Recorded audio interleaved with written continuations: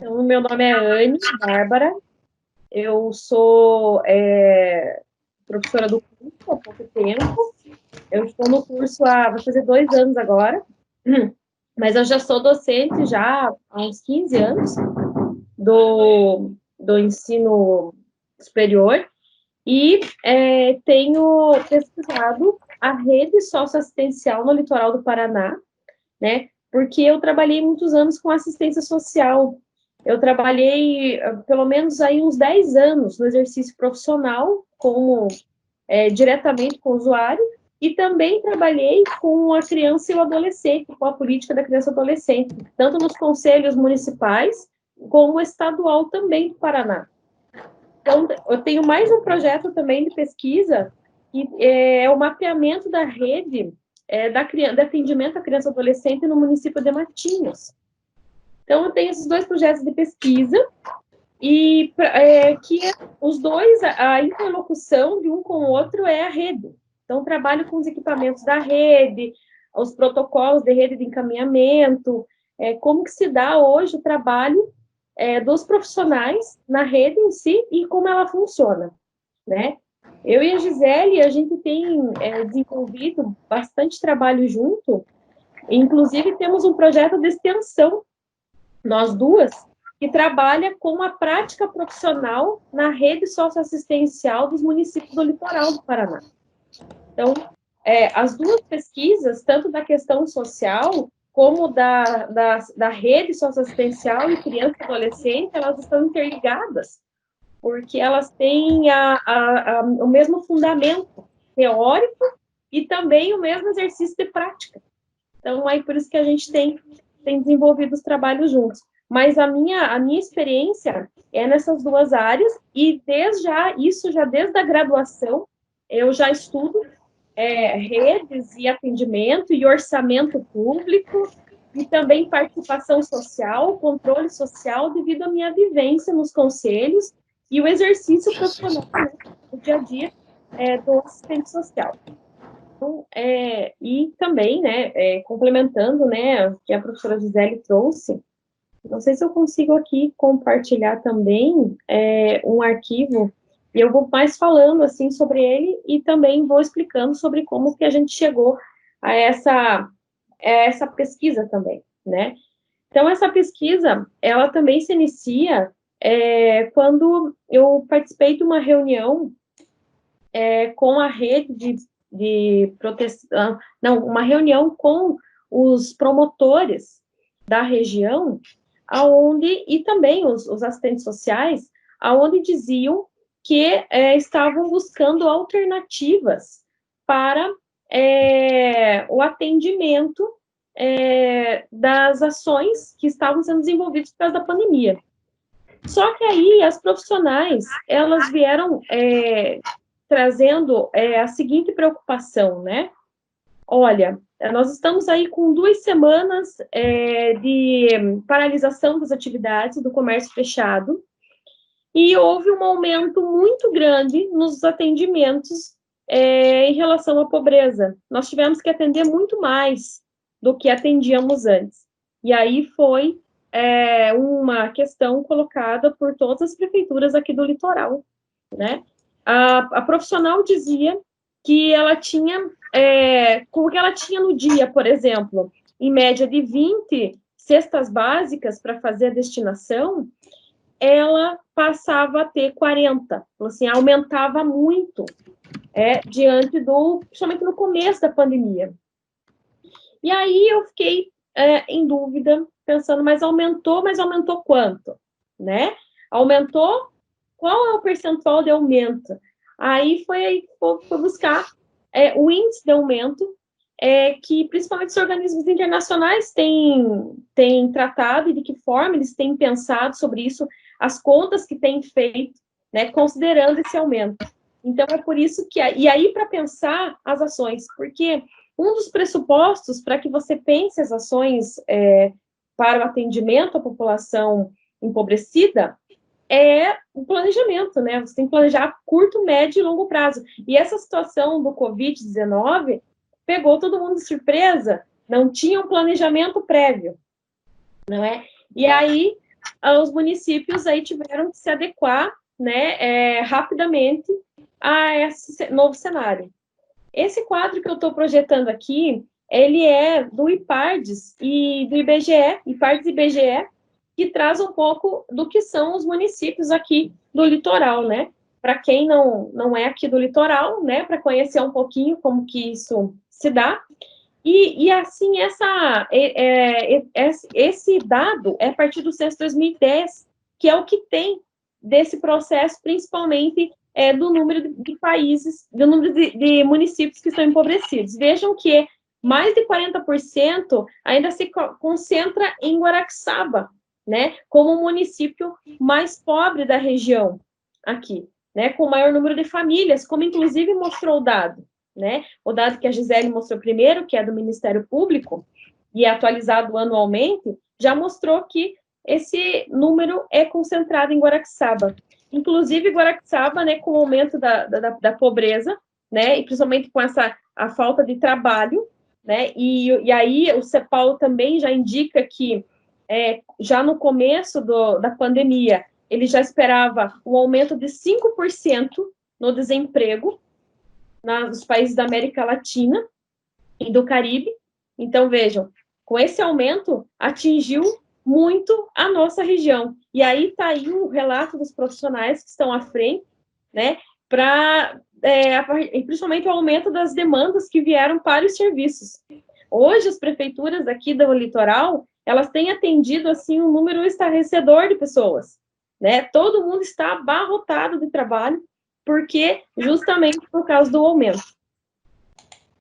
Então, diante disso, eu vou falando, né, contextualizando a pobreza que a Gisele já fez, eu vou falar, então, um pouquinho das sugestões, então, nesse período, né? O que, na verdade, então, para atender a população em situação de pobreza, o que é possível ser feito, né, como primeiras formas de atendimento, né? E aí isso se dá à gestão municipal. E a gestão municipal, ela não se estende só ao órgão governamental, mas também às entidades não governamentais.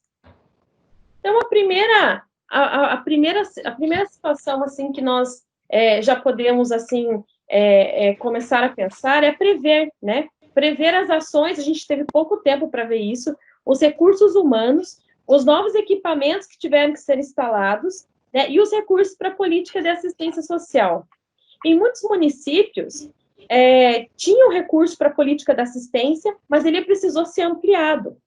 E para ampliação de recurso, ele tem que ser aprovado, né? Então, uma das medidas, assim, importantes para que a gente faça esse atendimento de forma adequada nesses municípios é que sejam acionados os conselhos municipais. Como a Gisele falou sobre a participação, né? É importante que a gente já acione as entidades não governamentais e também as governamentais que fazem parte dos conselhos, principalmente do Conselho da Assistência Social, para que delibere ações e recursos para que sejam destinados novos recursos para a política de assistência. Esses conselhos, eles trabalham diretamente no controle, na fiscalização, no acompanhamento, na execução de todas as ações do município. Mas eles trabalham a partir de um planejamento e principalmente do plano de assistência social, onde eles acabam deliberando recursos, que vai depois ser inserido no orçamento municipal. É importante que um dos maiores elementos desse período da pandemia, e que se torna, assim, essencial, é por causa da transparência. Houve uma preocupação muito grande, principalmente nas prefeituras, em relação à transparência. Vocês acompanharam que todas as prefeituras foram liberadas de licitação nesse período, por causa da urgência da aplicação dos recursos, em muitos processos. Mas que para se garantir a transparência do recurso, é interessante que passe tudo para o Conselho Municipal de Direitos, para que, então, ele esteja acompanhando e deliberando essas ações. No atendimento à população em situação de pobreza, né, e aí dentro das classificações que a professora Gisele traz, que é a extrema pobreza, e aí a extrema pobreza e pobreza são casos de ser atendidos principalmente pelos programas sociais são do governo federal, né, o programa Bolsa Família atende pobreza e extrema pobreza, Tem programas que se amplia para baixa renda e até as rendas de meio salário mínimo até 3 salários mínimos. Então, cada programa, ele tem um critério, mas o arcabouço da pobreza para a CEPAL é até 3 salários mínimos. Porém, para os programas do governo, é a extrema pobreza e a pobreza que é per capita R$ 178 de recebimento. Para atendimento da população em situação de pobreza, hoje as prefeituras contam, né, com as demandas dos usuários, o CRAS e o CREAS, vou falar rapidamente para quem não conhece, né, o que é esses equipamentos, o Conselho Municipal, o órgão gestor da assistência, os trabalhadores do SUS, que são os profissionais que trabalham na área, psicólogo, pedagogo, assistente social, o advogado, e muitas vezes tem outros profissionais que fazem parte dessa rede, e as entidades socioassistenciais, que são as entidades não governamentais. Aqui na nossa região, nós temos aí muitas APAES, nós temos, inclusive, integrando essa rede não regulamentada, mas nós temos também as pastorais, as igrejas, as escolas, através das associações de pais e mestres. Então, a nossa rede aqui do litoral, muitas vezes ela não é uma rede, assim, equipada, com exceção de Paranaguá, que é um município maior, e então já tem um pouco mais de equipamentos sociais. A nossa rede aqui do litoral, que é constituída por municípios de pequeno porte 2, a classificação que a gente traz na assistência social, a grande maioria, tem uma rede um pouco menor. Então, cada município com a sua característica vai articular a sua rede para atendimento da população. E articulou, né? Nós vimos aí, então, para atendimento da situação de pobreza, a proteção social básica, que foi feita através do fortalecimento de vínculos, do atendimento às pessoas em situação de pobreza, e principalmente foi também buscando a fragilização dos vínculos afetivos, diante dessas situações que vinham acontecendo, porque mesmo com a situação do Covid ter agravado a situação de pobreza, como a gente já mostrou no quadro, muitas dessas situações já aconteciam antes, né? Esse público já era muito pobre, esse público já necessitava dos serviços, e esse público já tinha ainda as violações de direito, tinha as violências acontecendo, coisas que, no período da pandemia, aumentaram, principalmente quando a gente vai falar aí de violência contra a mulher, violência contra a criança e o adolescente. Hoje nós vemos, assim, um quantitativo enorme de agressores que estão dentro de casa, que estão convivendo diariamente com suas vítimas. E as denúncias, elas aumentaram, porém, diante da situação do isolamento social, ainda está havendo muitas situações de coerção dentro dos lares. Então, as situações ainda estão sendo atendidas. E, além do agravamento devido à saúde mental, devido à fragilização dos vínculos, né? Para esse atendimento, nós temos aí, então, todas as prefeituras contam com o CRAS, que é o Centro de Referência da Assistência Social. Então, vem atender a população. Mas o CRAS atende todo mundo? O CRAS atende, mas o CRAS ele tem um atendimento para as famílias, a gente chama famílias referenciadas, que no caso dos municípios de pequeno porte, e o pequeno porte 2, que é a maioria, é até 3.500 famílias por CRAS. E tem uma conta para o município de pequeno porte 1, município de pequeno porte 2, médio porte, grande porte, e para as metrópoles.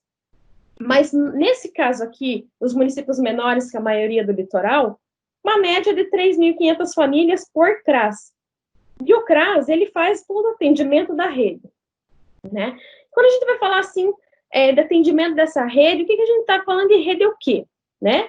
Então, o território da rede, como vocês veem aí, ele é composto, e o CRAS vai articular todos esses serviços, que é aqui no caso da nossa região, são os grupos de convivências de idosos, os projetos de adolescente, que atendem crianças, as APAES, as pastorais, os projetos que venham atender tanto governamental como não governamental, né? Guarda-Mirim, N outros. O CRAS vai articular toda essa rede, fazendo o encaminhamento das ações, trabalhando através dessa extensão. Muitas vezes o CRAS ele é só um espaço físico, mas ele articula uma rede toda. Às vezes, ele, além de fazer os encaminhamentos, ele também tem um atendimento lá dentro do CRAS. O CRAS também executa projetos e programas. Ele tem um atendimento bastante amplo, né? Existem particularidades que eu não vou entrar agora por causa do tempo, mas em outro momento a gente pode falar mais da rede de proteção social básica e especial e de todos os serviços que ela oferece, né? E, inclusive, também os programas que elas têm. Proteção social especial, né? Então, saindo um pouco da rede da rede de proteção social básica, que é o CRAS, que é essa porta de entrada para o atendimento na assistência social, temos também a proteção social especial, que aí a situação especial, ela atende a média e alta complexidade, né? E quando a gente separa em média e alta complexidade, está falando o quê? A média, direitos violados, mas que ainda existe um vínculo familiar, ainda a pessoa ainda está na casa, lá mesmo que tenha sofrido uma violência, ela tem um atendimento, mas ela não necessita sair da sua casa, e da alta complexidade, quando ela tem uma situação de ameaça, mas ela precisa ser retirada da sua casa, do núcleo familiar e comunitário. As de média complexidade, então, aí a gente tem diversos projetos, como medida socioeducativa para adolescentes, temos atendimento especial à criança e o adolescente em trabalho infantil, e N outros. A alta complexidade, como são abrigos, asilos, CENSES, que é as unidades de internação do adolescente, já são na alta complexidade. Essa divisão ela é necessária por causa do planejamento, do recurso que é repassado. Então, a rede está organizada dessa forma, muito parecida com o que é os postos de saúde. Posto de saúde, nós temos a unidade de saúde básica, que no nosso caso é o CRAS, e temos a unidade especial, os atendimentos especializados, que são as doenças que tem um médico especialista, que aí, nossa rede da assistência, se chama Proteção Especial CREAS. Então, aí muda CRAS e CREAS. Mas a mesma lógica é muito parecida com a lógica do SUS. Mas para esse atendimento do período da pandemia, o que foi, assim, de maior atendimento aí dos municípios foi os benefícios eventuais, né? E o que é esses benefícios, né? Porque a gente fala de benefícios eventuais, a gente fica pensando, mas é eventual ou ele sempre vem acontecendo nos municípios, né? Sim, ele é eventual porque ele é numa situação de urgência, de necessidade, como é o caso do coronavírus. Quando os municípios dizem que eles estão em estado de emergência, em estado de calamidade pública, é porque eles vão acionar esses benefícios eventuais, disponibilizando mais recursos para eles. Então, o benefício eventual, primeiro, ele tem que ser regulamentado no município. Ele é um benefício do município e ele tem que ser aprovado em Câmara de Vereadores, né? Mas ele pode contar também com o cofinanciamento do governo estadual. Na verdade, por lei, ele tem que ter o cofinanciamento do governo estadual. Não acontece no caso do estado do Paraná, mas isso está na lei, né? Tem que manter a ampla divulgação dos critérios, e esses benefícios, eles são de 4 tipos. Eles são de ordem do nascimento, que é aquele benefício que a criança recebe quando nasce, onde apoia a mãe nesses casos do bebê quando nasce morto, ou também logo após o nascimento. O benefício por morte, que muitas das pessoas já viram, que é aquele benefício onde a família precisa, por exemplo, de auxílio para pagamento da despesa funerária, que é, então, um convênio que a prefeitura faz, muitas vezes, com um estabelecimento funerário, ou ela tem esse recurso.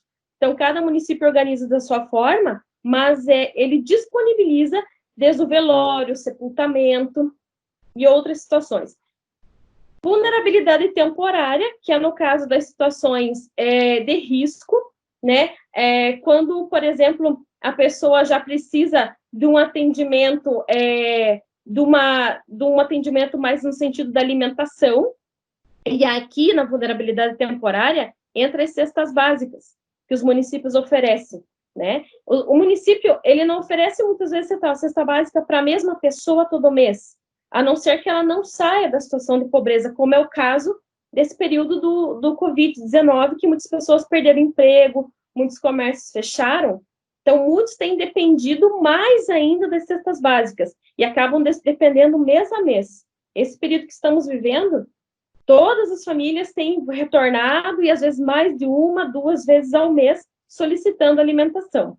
Não só alimentação, mas também uso de fraldas, uso de medicamentos e outros que há de necessidade momentânea.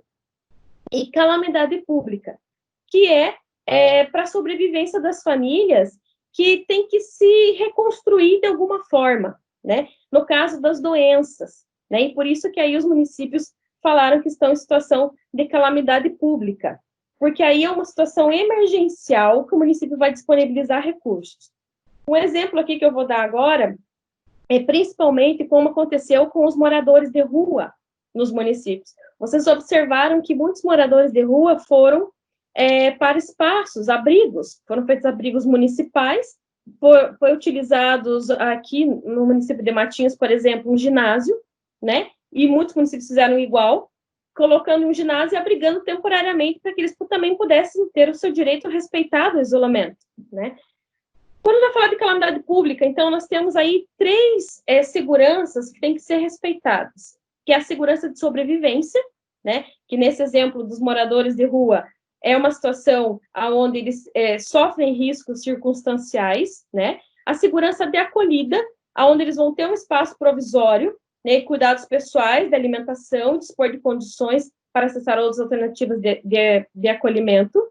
Eu acredito que vocês terão depois, mais tarde, uma fala sobre isso, que o professor Robson estuda essa temática, e assim, nós temos até um texto produzido, né, sobre os detalhes dessa segurança da acolhida. Ela tem toda uma regulamentação para que seja atendido e acolhida a pessoa em situação de rua. E a segurança do convívio, da convívio ou vivência familiar, comunitária e social, que é onde você tem que garantir que a pessoa ela não está presa nesse abrigo.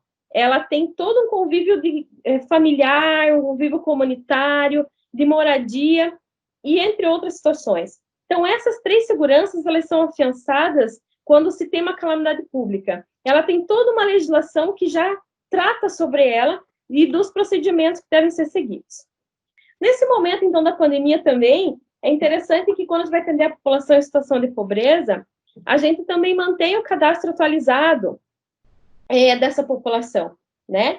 E também porque o governo utilizou o cadastro único, inclusive, para fazer aqueles repasses, aquele recurso de R$600 que foi repassado do auxílio emergencial, foi a partir do cadastro único. Então, é importante a atualização dele, né? A integração da rede dos serviços, principalmente, porque a rede tem que estar funcionando, né? E quando a rede não funciona, a gente vê a dificuldade e o tempo de demora para o encaminhamento, e também está avaliando também essa necessidade, e principalmente está avaliando a forma de trabalho de instituir um abrigo temporário, que é o que aconteceu com esses ginásios que foram adequados para o atendimento à população de rua.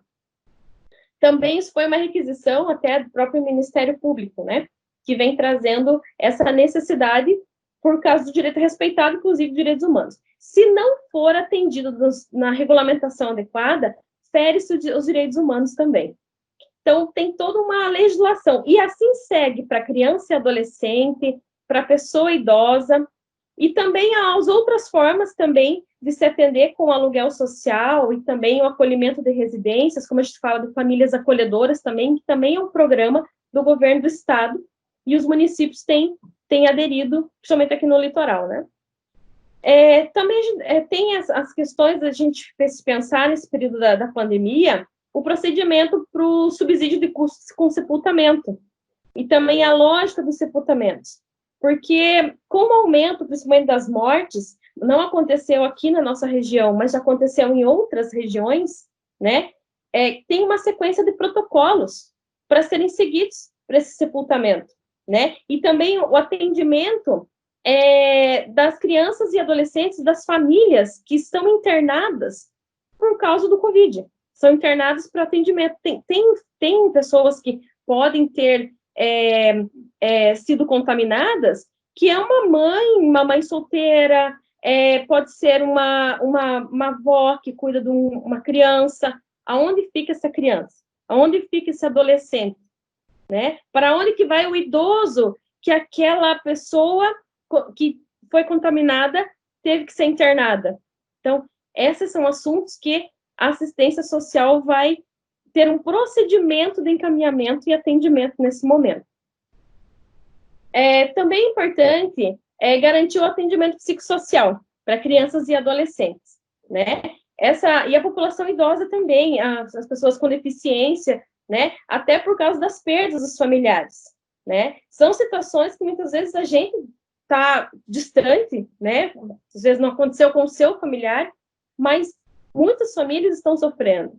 E na população em situação de pobreza, isso é muito mais sério, porque é uma população que não conseguiu fazer isolamento social adequado.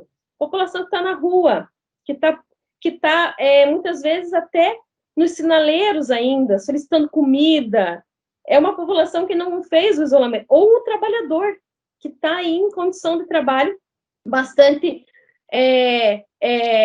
precarizada e que não consegue, então, respeitar todas essas normas. É uma outra configuração. Então, tem que ter o atendimento psicossocial e aí a política da assistência e o atendimento tem que dar conta disso também. A promoção também do atendimento prioritário humanizado às gestantes, né? Porque a criança ela tem prioridade absoluta desde o seu ventre, né? Ela tem o direito à vida.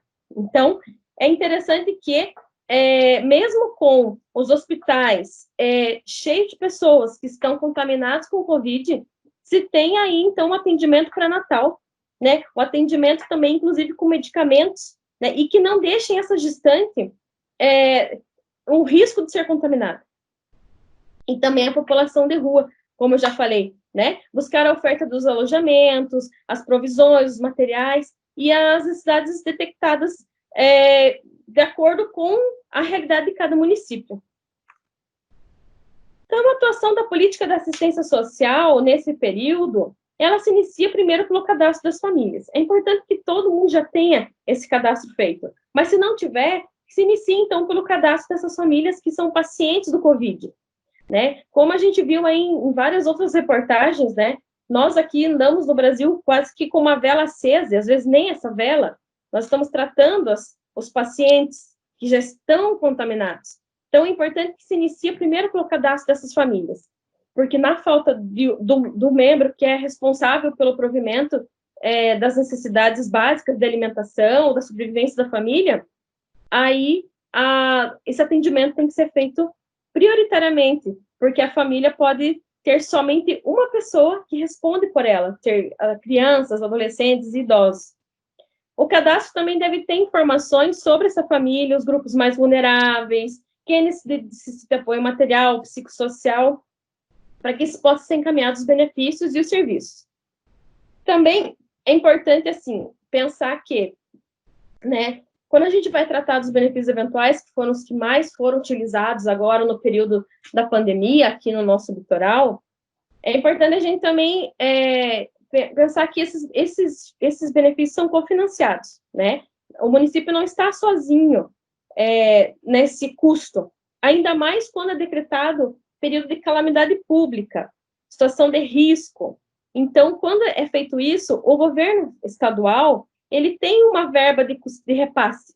Então, é importante que a gente acione isso, muitas vezes os municípios via escritório regional da assistência social, ou outro escritório regional que representa uma outra política pública, a da saúde, a da educação, para que se tenha esse repasse. No caso da assistência social, Esse repasse é feito fundo a fundo, e também a partir, um recurso que é alocado no fundo do orçamento, no fundo da assistência e no orçamento do município. E aí tem aí essa informação da portaria, né?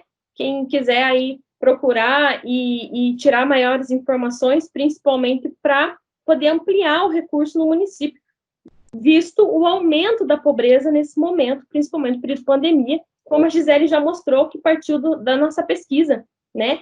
O que foi esse aumento, então? Né? O que os municípios têm que se preparar para que tamanho de aumento? Essa que foi a nossa preocupação maior, né? Como é que o profissional que está lá na ponta vai se organizar para atender agora essas situações tão delicadas, não é? E as outras medidas que são interessantes é acionar, então, o escritório, porque ele é uma parceria, ele é o braço do governo nos municípios, na regional. Os escritórios regionais, eles ficam aqui em Paranaguá. Então, é importante que se tenha essa boa relação para que a gente consiga, então, desenvolver um trabalho em parceria com o Estado, né, diante dos recursos. E também uma articulação com o litoral, porque sozinho é muito difícil. As prefeituras são escassas em recursos, tem toda uma burocracia que agora, nesse momento, não é possível de imediato ser feita. Então, é interessante que se construa a rede de atendimento, né? Matinhos, essa semana, deu um salto, né, que vocês viram, né, na construção da rede de atendimento à criança e adolescente. Foi muito interessante, porque foi via decreto municipal, né? Teve inclusive, aluno da pós-graduação, Jean, que mobilizou todo mundo para fazer o decreto municipal e conseguiu, né? Então, essa rede, ela tem de virar uma lei, e quando vira lei, ela é uma política que se torna realidade, não é uma política de governo, se torna uma política social de atendimento, e com uma lógica bastante interessante de organização, né? Então, as redes não é só da criança e adolescente, mas tem a rede da mulher. Essas redes têm que ser integradas com saúde, com educação, para que funcione, para que no momento de uma emergência, no caso de uma família que perca um pai, uma mãe, um idoso, que é o responsável provedor da família, esse atendimento seja rápido, o atendimento à criança, o atendimento ao idoso, o atendimento seja um encaminhamento único e rápido. Então, é importante que essa rede esteja sido fomentada, sido construída, né? Hoje, a rede funciona assim. Ei, meu amigo, fulano, estou caminhando tal pessoa, atenda aí. Não, mas isso não é rede, a rede tem que ter um protocolo, porque no dia que aquele profissional não fizer mais parte daquele atendimento, que muda sempre, isso é normal, são servidores públicos, pode dar problema no encaminhamento. Então, tem que ter um protocolo de atendimento que regulamente isso. E até porque não fique personalista demais a um único servidor. Então, cada município do litoral, ele tem sua especificidade. Cada um tem um jeito de trabalhar. Cada um tem uma rede específica. Não dá para a gente comparar. Ah, mas Paranaguá tem Centro Pop, que é o centro de atendimento à população de rua, né? Não dá para comparar com aqui, ou do município menor que aqui, Guaraxaba, por exemplo, que aí não tem esse atendimento prioritário, mas que tem um atendimento. Existe o atendimento, mas ele está na rede. Ele acontece, mas não é num espaço específico e especializado para isso. As redes são diferentes e não há problema nisso. As redes que se configuram desta forma. Aninha, você tem mais 5 minutinhos, tá bom? Estou concluindo. Tá bom. Né? Fala muito, né? Se deixar, vai embora. É bom.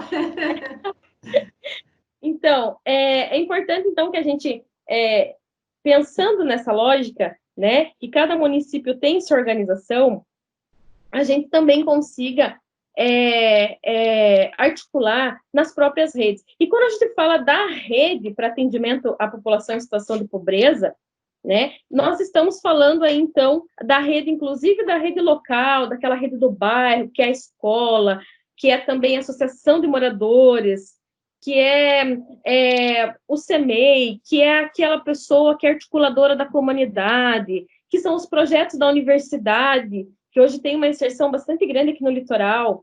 Isso é rede, e é a rede local sendo articulada. e essa rede local, ela se transforma numa rede maior, ela pode se integrar à rede municipal, e depois uma rede maior que já funciona no Estado, e também a do governo federal, no caso dessas políticas. Então, além disso, nós temos que nos articular para que aconteça e que seja atendida as pessoas em situação de pobreza no momento onde de calamidade pública que a gente está vivendo, né? E que tem um atendimento mais rápido e prioritário.